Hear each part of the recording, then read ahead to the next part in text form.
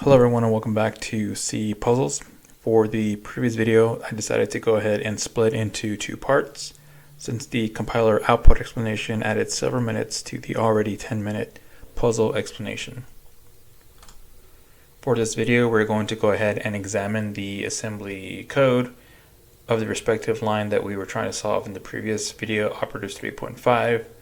We'll go ahead and do that by taking our source file, compiling with debug symbols with the GC compiler, and then taking that binary executable output and passing that into a disassembler. In this case, we're going to use GDB's disassemble command to provide that functionality for us. And last but not least, we're going to go ahead and inspect the actual assembly code in x86-64 assembly and examine the line of z is equal to x divided by plus plus x in the assembly output. So let's get to it. Alright, here I have open a Windows Subsystem Linux Ubuntu terminal that I will go ahead and use with the GDB tool and the GDB debug flag that I will go ahead and add to my compilation for this code. I'll go ahead and open up the sample code that I'm going to compile in VI. And here we can see that I've kind of shorthandedly cut the majority of the previous puzzles. I've essentially just have two lines of code here. One where I'm initializing the variables x and z to the respective values prior to us calling the line 4 here.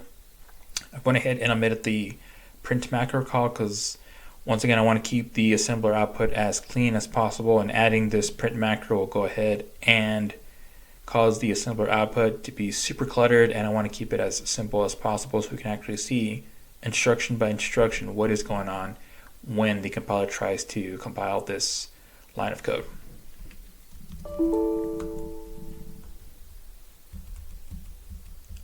I'll go ahead and compile this code by passing in two compile options. We're going to pass in the -g GDB flag, which will enable our debug symbols.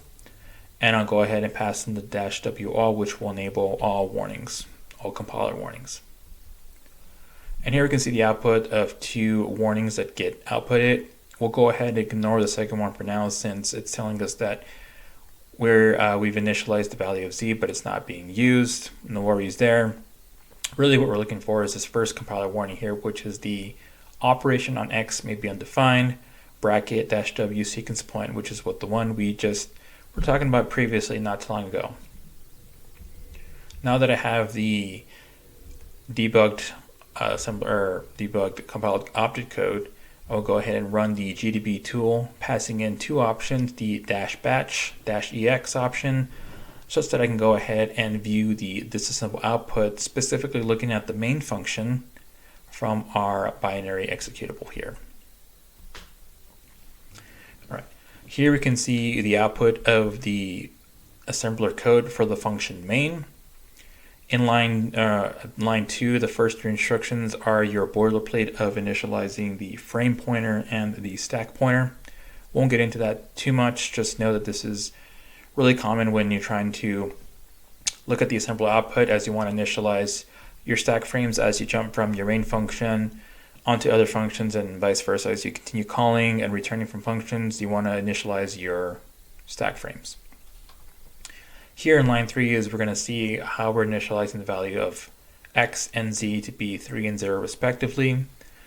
These two lines of assembler output code have the two similar instructions. Here we have the move L assembler instruction. We can see here that for this move L instruction, we're going ahead and move the hexadecimal value of 3 to the effective address of the RBP register plus an offset of 8 bytes down for the negative sign here. What this is saying is, starting from the address of where the RBP register is at, subtract an offset of 8 bytes, that's where we're going to store the value of 3, which really is going to be the address of x, because that's where we're going to have x initialized to the value of 3. Following suit, we have the same initialization for the variable of z.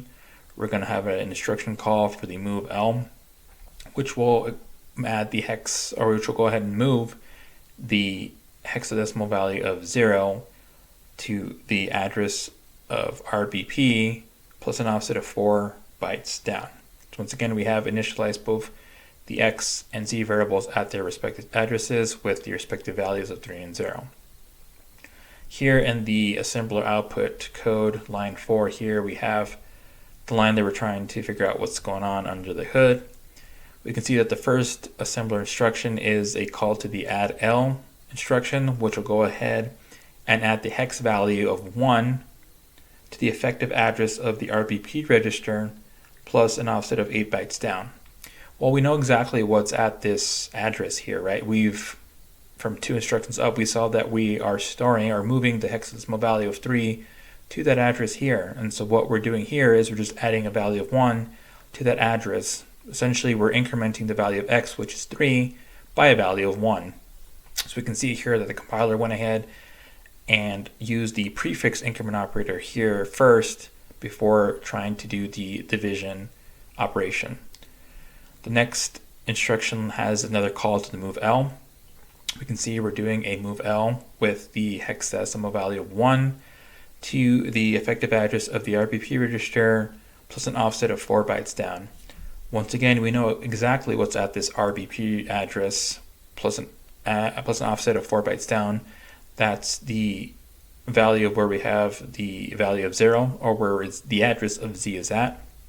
So we can see here that we're going to move the value of 1 to the address of z, which is really the result of having 4 divided by 4, right? Because 4 divided by 4 is 1, and we're going to go ahead and assign the value of 1 to the variable x, so z is equal to 1, and here you can actually see the assembler instruction of what that is under the hood. We're essentially moving a value of 1 to this address here, and last but not least, we're done with the statement. We're going ahead and clean up and pop off the RBP off the stack frame and return from our main function here.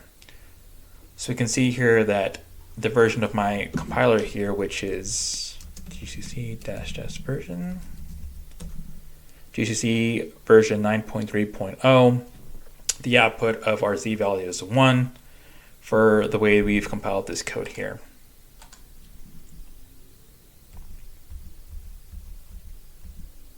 Now some final notes before I wrap up this video.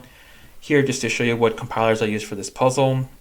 On the Windows terminal, I use the GCC for MinGW W64 project. And as we just saw in my Windows subsystem Linux, I use the GCC compiler, the 9.3.0 version. Both gave me a result of z equal to 1. Now this may not always be the case, depending on what compiler you use. You may use Clang or some other version of these compilers, and it may or may not give you the value of 1 for z, but that would be an exercise for the user to go ahead and try out. Last but not least, I want to say that whenever you're actually writing, C code or C++ code, whether it be for a project, for work, or whatever the case may be, it's best practice to enable your warnings by passing in the -w all at your compile line of execution.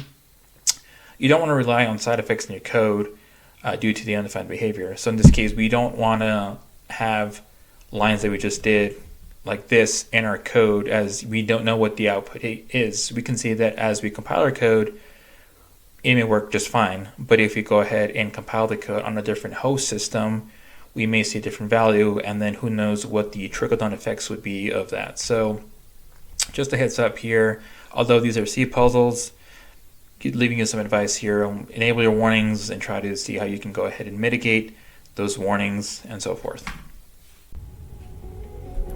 Alright, thank you all for watching. If you'd like to watch the previous puzzle, go ahead and click on the bottom left corner. And if you'd like to watch more C puzzle content, feel free to subscribe at the bottom right corner.